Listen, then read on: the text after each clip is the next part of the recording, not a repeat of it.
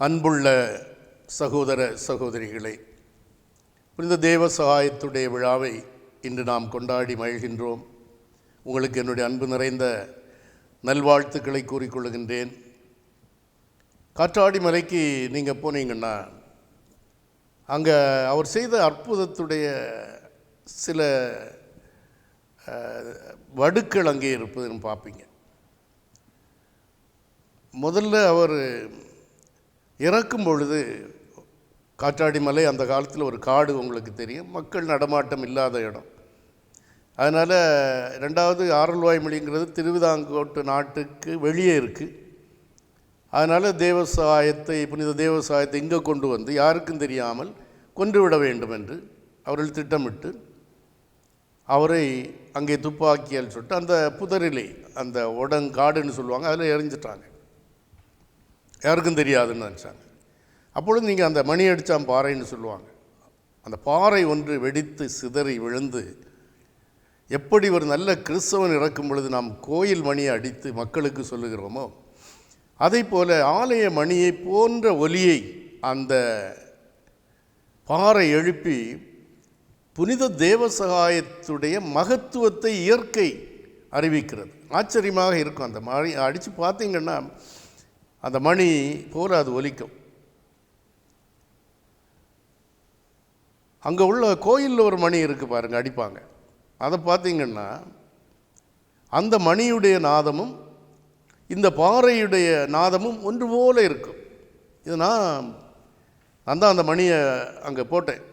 அப்போ எனக்கு தெரியாது. ஒரு தடவை ரோமாபுரியிலிருந்து கொஞ்சம் பயணிகள், டூரிஸ்ட் வந்தாங்க. அப்போ பார்த்து மணியை அடிச்சுக்கிட்டு இருக்கும்போது இந்த மணியை அடித்தார் உபதேசியார். அப்போ என்கிட்ட சொன்னார், பார்த்தீங்களா ஃபாதர், ரெண்டும் ஒன்று போல இருக்குது இந்த நாதம். அற்புதமான ஒரு நிகழ்வு அது. ஆகவே அந்த இயற்கையே புனித தேவசகாயம் ஒரு சாதாரண மனிதர் அல்ல, ஒரு புனிதர் என்பதை மக்களுக்கு எடுத்து சொல்லுகிறது. அல்ல, ஆண்டவர் அந்த இயற்கை வழியாக அதை எடுத்து சொல்லுகிறார். இரண்டாவது புனித தேவசகாயம் விழுந்து கிடந்த இடம். அவரை துப்பாக்கியால் பாறையில் சுட்டாங்க. அங்கே ஒரு கல்குருசு இருக்குது, நீங்கள் பார்த்துருப்பீங்க. அவர் விழுந்த இடத்துல ஒரு மரக்குருசு இருக்குது. அந்த மரக்குருசு இருக்கிற இடத்துல தான் அவருடைய உடல் விழுந்து கிடந்தது. மக்கள் எல்லாம், பிள்ளைகளை எல்லாம், நோயாளிகளை எல்லாம் அதில் உட்கார வச்சு படுக்க வச்சு சுகம் பெற்று செல்வதை நான் பார்த்துருக்குறேன். அதற்கு மேல் உள்ள ஆலமர கிளை மஞ்சள் நிறமாக இருக்குது. நீங்கள் பார்த்தீங்கன்னா அது தெரியும். ஆலமரம் மஞ்சள் நிறமாக மாறுகிறது. புனித தேவசகாயத்திற்கு நிழல் கொடுத்த அந்த கிளை அங்கே இன்றைக்கி பார்க்கலாம். இயற்கை தருகின்ற சாட்சி. பின்னால் போகிறீங்கன்னா ஒரு பாறையில் எப்பவுமே கொஞ்சம் கண்ணீர் போல் தண்ணி வடிச்சுக்கிட்டே இருக்கும். அது கண்ணீர் பாறைன்னு சொல்லுவாங்க. அந்த கண்ணீர் பாறை என்று சொல்லுவாங்க. அவர் இறந்ததை தாங்க முடியாமல் இயற்கை கண்ணீர் விட்டு அழுதது. இது அப்பொழுது நடந்த நிகழ்ச்சி. அதற்கு முன்னாடி அவரை அழைத்து செல்லும்போது அந்த புலியூர்குறிச்சியிலே பாறையிலிருந்து தண்ணீர் வந்தது. அவர் இருக்கும் பொழுதே நடந்த அற்புதங்கள். பெருவிளையில் அவரை கட்டி வச்ச மரம், பட்ட மரம் தளிர்த்தது என்று சொல்லுவார்கள். இவையெல்லாம் அவர் ஒரு புனிதர் என்பதற்கு எடுத்துக்காட்டான இயற்கை தருகின்ற சான்றுகள்.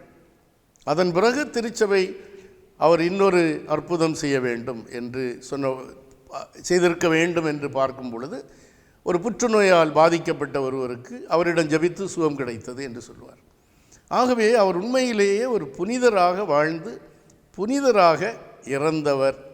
அது ஒன்று. அதற்கு அங்கிருக்கின்ற இயற்கையே சாட்சி. இன்னொன்று, புனித தேவசகாயம் ஒரு லட்சியவாதி, கிறிஸ்துவுக்காக வாழ்ந்தவர். அவருடைய லட்சியம், வாழ்க்கையுடைய இலக்கு என்னவென்றால் கிறிஸ்துவுக்காக வாழணும், கடைசி வரை அவருக்காக சாகணும். இது நம்முடைய கிறிஸ்துவ வாழ்வுக்கு ஒரு எடுத்துக்காட்டான ஒரு மனிதர். அவர் புனிதர். நம்ம எல்லாருக்கும் ஒரு இலக்கு வேணும் வாழ்க்கையில். எப்படியோ வாழ்ந்துட்டு போகிறோன்னு இல்லாமல் சாதிக்க வேண்டியது என்ன? அது குடும்பமாக இருந்தாலும் சரி, அரசியல் தலைவராக இருந்தாலும் சரி, நம்முடைய இந்த சமூகத்திற்கு ஆற்ற வேண்டிய கடமை என்ன? எதை சாதிக்க வேண்டும்? அதற்கு ஒரு எடுத்துக்காட்டான ஒரு லட்சியவாதி. தனக்கென்று ஒரு கனவு இருந்தது.